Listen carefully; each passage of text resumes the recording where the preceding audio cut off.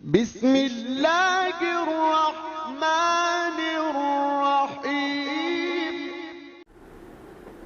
اعوذ باللہ من الشیطان الرجیم بسم اللہ الرحمن الرحیم الحمد للہ رب العالمین الصلاۃ والسلام وتحیۃ والاکرام علی بشیر النذیر والسراج المنیر الطہر الطاہر مدر الباخر مولانا ابی القاسم محمد اللہم صلی علی محمد و آل محمد و اہل بیتہ الطیبین الطاہرین المعصومین اما بعد فقد قال اللہ تبارک و تعالی فی محکم کتابہ المجید و فرقانہ الحمید وهو اصدق الصادقین وقولہ الحق بسم اللہ الرحمن الرحیم هل اتی علی الانسان حین من الدہر لم یکن شیئا مذکورا انا خلقنا الانسان من نطفۃ امشاج نبتلیہ فجعلناہ سمیعا بصیرا انا ہدینہ السبیل اما شاکرا و اما کفورا۔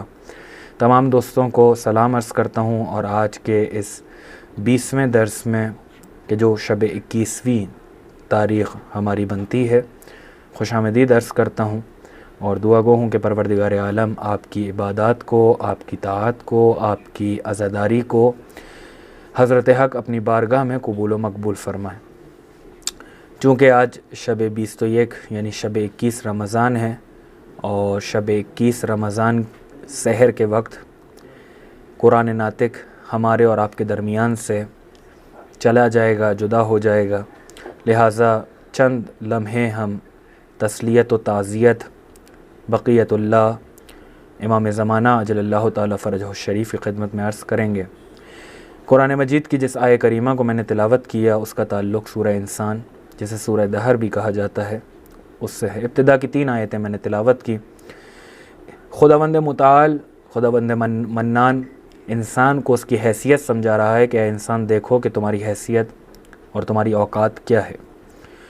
هل اتی علی الانسان حین من الدہر لم یکن شیئا مذکورا، سنو انسانوں سنو، کیا تم پر ایک ایسا وقت نہیں آیا تھا کہ تم قابل ذکر نہیں تھے؟ ہم نے تمہارا ذکر کیا تو تم قابل ذکر ہو گئے۔ اس کے بعد خدا کیا کہہ رہا ہے؟ انا خلقنا الانسان من نطفۃ امشاج نبتلیہ فجعلناہ سمیعا بصیرا، ہم نے تمہیں آب مخلوط سے خلق کیا، اس کے بعد تمہیں سماعت بھی دی، تمہیں بصارت بھی دی۔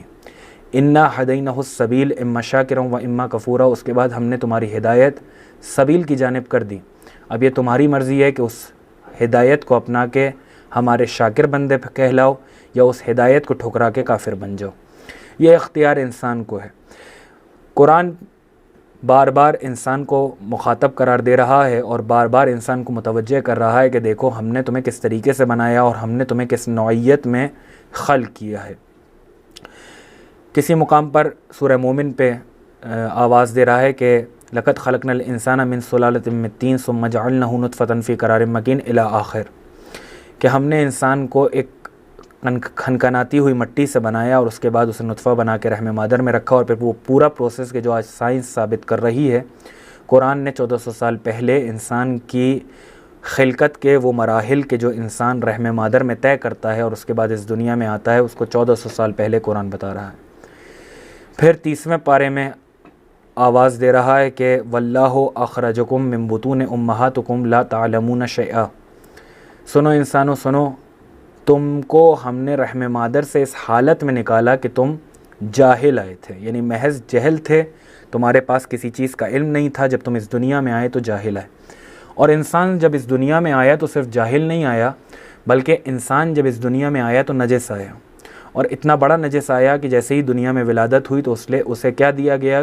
غسل ولادت دیا گیا، اور جب جائے گا تب بھی نجس جائے گا، جب جائے گا تو غسل میت دیا جائے گا۔ یعنی انسان ہے 2 نجاستوں کے درمیان، یہ انسان کی نوعیت ہے، یہ انسان کا معیار ہے کہ جب آیا تو نجس آیا، جائے گا تو نجس جائے گا، اور جب جائے گا تو اتنا بڑا نجس جائے گا کہ اگر ہاتھ لگا لیا جائے تو غسل مس میت واجب ہو جائے۔ یہ انسان کی نوعیت ہے۔ اب یہ انسان کیسے اپنا قیاس ایک ایسے معصوم سے کر سکتا ہے کہ جس کی زندگی کی ابتدا اور جس کی زندگی کی انتہا اتنی خوبصورت ہے کہ یہ انسان کا معیار ہے کہ انسان 2 نجاستوں کے درمیان ہے۔ لیکن ذرا آپ امیر المومنین کی جانب دیکھیے تو کیا خوبصورت انداز ہے کہ آئے تو کعبے میں آئے، گئے تو مسجد سے گئے، یہ امیر المومنین ہے۔ لہٰذا آج شب 21 رمضان ہے، اور ہم لوگ عزادار ہیں، تسلیت و تعزیت عرض کرتے ہیں اپنے وقت کے امام زمانہ کی خدمت میں، اور دعا کرتے ہیں پروردگار عالم سے کہ پروردگار بحق کے امیر المومنین اس طریقے سے کہ جس طریقے سے ہمیں علم کو حاصل کرنا چاہیے، ہمیں توفیق دے کہ ہم اس طریقے سے علوم دینیہ کو حاصل کر سکیں۔ خلاصے آج ہمارا یہ جو درس ہے یہ اپنے آخری مرحلے میں ہے کہ جو ہمارے پاس PDF ہے وہ آج ختم ہو جائے گا۔ کل سے انشاءاللہ ہم کسی نئے موضوع پر اس کے بعد والے ٹاپک پہ گفتگو کریں گے۔ ہم نے کل کی گفتگو میں اور کل کے درس میں واجب نماز کے حوالے سے عرض کیا تھا، اور اس کی ہم نے تقریباً جو قسمیں آپ کے سامنے بیان کی تھیں وہ 6 بیان کی تھیں کہ ہمارے سامنے تھیں، جس میں سے پہلا روزانہ کی 5 وقتی نمازیں ہیں، پھر نماز آیات ہے، حج کے طواف کی نماز ہے، قسم، نذر اور اجارے کی نماز ہے جو پیسوں پہ دے کر پڑھوائی جاتی ہے، پھر نماز میت ہے، اس کے بعد بڑے بیٹے پر باپ کی قضا نماز ہے۔ آج ہم شک پر بات کریں گے کہ اگر انسان نماز کے درمیان شک کرتا ہے تو اس کی نماز کی کیا سچویشن بنتی ہے، آیا اس کی نماز صحیح ہے یا باطل ہے، کیا ہے، اس پر ہم بات کریں گے۔ سب سے پہلے شک، اگر دوسری اور تیسری رکعت میں انسان شک کر رہا ہے تو اس میں بھی کچھ صورتیں ہمارے سامنے ہیں کہ اگر دوسری اور تیسری رکعت میں انسان شک رکوع سے پہلے کرے، رکوع میں جانے سے پہلے، کہ وہ شک یہ کرے کہ وہ دوسری رکعت پڑھ رہا تھا یا تیسری رکعت، اگر شک اسے رکوع سے پہلے ہو رہا ہے تو اس کی نماز باطل ہے اور وہ دوبارہ سے پڑھے گا۔ لیکن اگر دوسری اور تیسری رکعت میں وہ شک کر رہا ہے رکوع میں، یعنی جس وقت وہ رکوع میں ہے، تب بھی اس کی نماز باطل ہے، اسے نماز کو دوبارہ سے پڑھنا پڑے گا۔ اگر وہ دوسری اور تیسری رکعت میں شک کر رہا ہے رکوع کے بعد، تب بھی اس کی نماز باطل ہے، اسے نماز دوبارہ سے پڑھنی پڑے گی۔ یا اگر وہ شک کر رہا ہے دوسری اور تیسری رکعت میں سجدے میں، تب بھی اس کی نماز باطل ہے اور اس کو کیا کرنا ہوگا، دوبارہ سے نماز پڑھنی پڑے گی۔ لیکن اگر وہ دوسری اور تیسری رکعت میں شک کر رہا ہے سجدے کے بعد، تو اب یہ جو آخری صورتحال ہے کہ اگر وہ سجدے کے بعد شک کر رہا ہے دوسری اور تیسری رکعت میں، تو اس کی نماز کیا ہے، صحیح ہے، اور اس کو نماز دوبارہ پڑھنے کی ضرورت نہیں ہے۔ ایک مرتبہ پھر عرض کروں، اگر دوسری اور تیسری رکعت میں وہ شک کرتا ہے تو اس کے سامنے کئی صورتحال ہیں، یعنی آدمی کے سامنے کئی صورت بن کے آتی ہیں۔ پہلی صورت تو یہ ہے کہ وہ رکوع سے پہلے شک کر رہا ہے تو اس کی نماز باطل ہے۔ اگر رکوع میں شک کر رہا ہے دوسری اور تیسری رکعت کے درمیان کہ کون سی رکعت پڑھ رہا تھا، تب بھی باطل ہے۔ رکوع کے بعد کرے تب بھی باطل ہے، سجدے میں کرے تب بھی باطل ہے، سجدے کے بعد کرے تب جا کر انسان کی نماز اس صورت میں وہ دوسری اور تیسری رکعت میں ہے اور شک کرے کہ دوسری یا تیسری پڑھ رہا ہوں، کون سی پڑھ رہا ہوں، اگر سجدے کے بعد ہے تو اس کی نماز صحیح ہے، کوئی مشکل نہیں ہے، وہ نماز کو جاری رکھ سکتا ہے۔ اگر دوسری اور چوتھی رکعت میں کوئی انسان شک کرتا ہے کہ میں دوسری رکعت پڑھ رہا تھا یا چوتھی رکعت پڑھ رہا تھا، تو یہاں پہ بھی یہی صورتحال ہمارے سامنے ہے کہ یا تو رکوع سے پہلے وہ شک کر رہا ہے کہ میں دوسری اور چوتھی رکعت میں ہوں تو باطل ہے، رکوع میں شک کر رہا ہے تب بھی باطل ہے، رکوع کے بعد کر رہا ہے تب بھی باطل ہے، سجدے میں کر رہا ہے تب بھی باطل ہے۔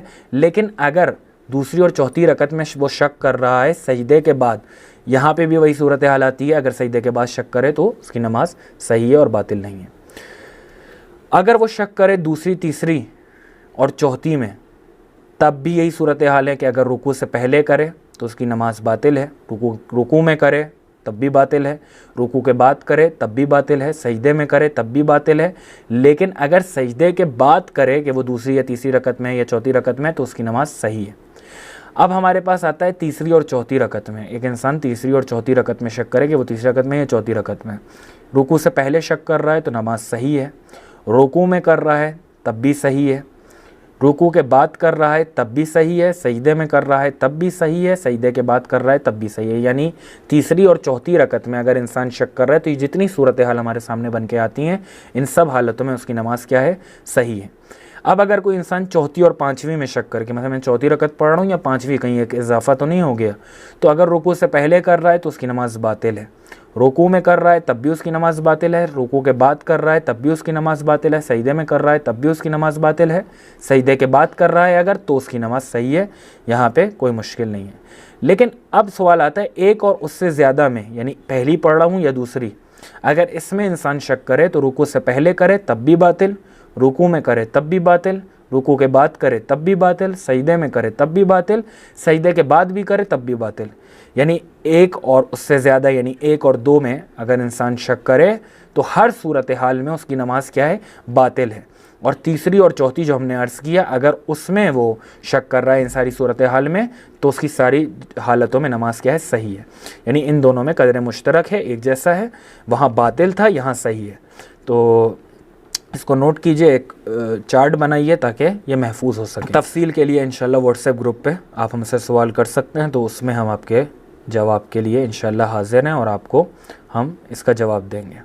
خوب، اس کے بعد سجدہ سہو، جو سجدہ سہو کہا جاتا ہے، سجدہ سہو کی کب کیا جاتا ہے اور کب کرنا ہے؟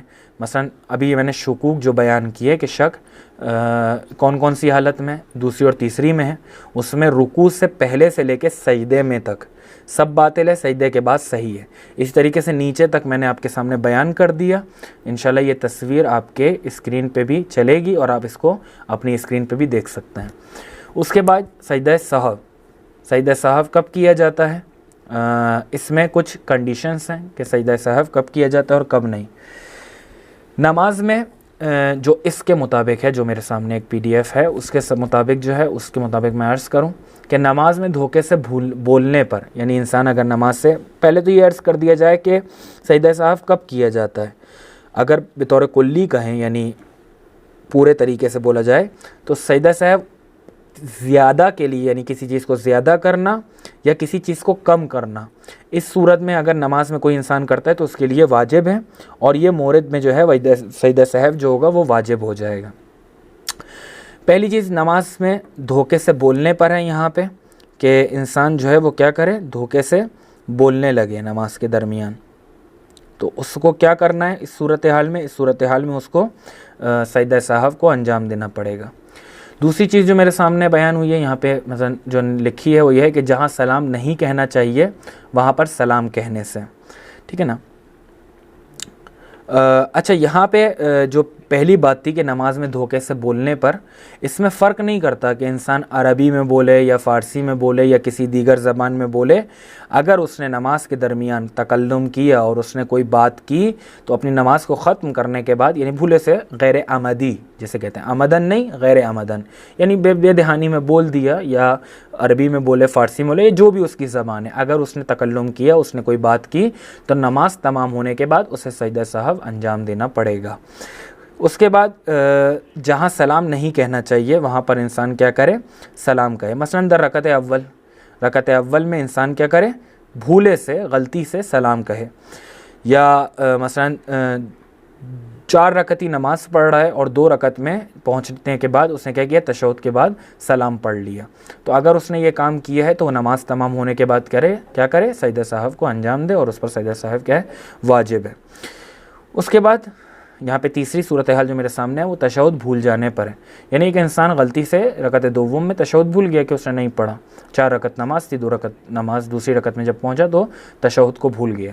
تو اس صورت میں بھی اسے یہی کرنا ہوگا کہ وہ نماز کے تمام ہونے کے بعد جب اسے یاد آئے تو وہ سجدہ سہو کو انجام دے. پھر جو چوتھی صورتحال ہے وہ یہ کہ نماز کے بعد یہ معلوم ہو کہ کوئی زیادہ یا کم ہوا ہے، کہ جیسا میں نے عرض کیا کہ سجدہ سہو اگر کلی طور پہ کہا جائے تو آل اوور جو سجدہ سہو ہوتا ہے وہ اسی میں ہوتا ہے کہ انسان نماز کے بعد اس کو یہ یاد آئے کہ وہ کچھ بھول گیا تھا یا اس نے کسی چیز کو بڑھا دیا تو اسے احتیاط کے بنا پر سجدہ سہو کو انجام دینا چاہیے. آخر میں جو یہاں پر میرے سامنے ہے کہ 4 اور 5 یا 4 اور 6، یعنی انسان شک کرے چوتھی اور پانچویں کہ میں چوتھی پڑھ رہا تھا یا پانچویں، یا چوتھی پڑھ رہا تھا یا چھٹی، اس میں شک کرے لیکن سجدے کے حالت میں شک کرے کہ جب انسان سجدے میں.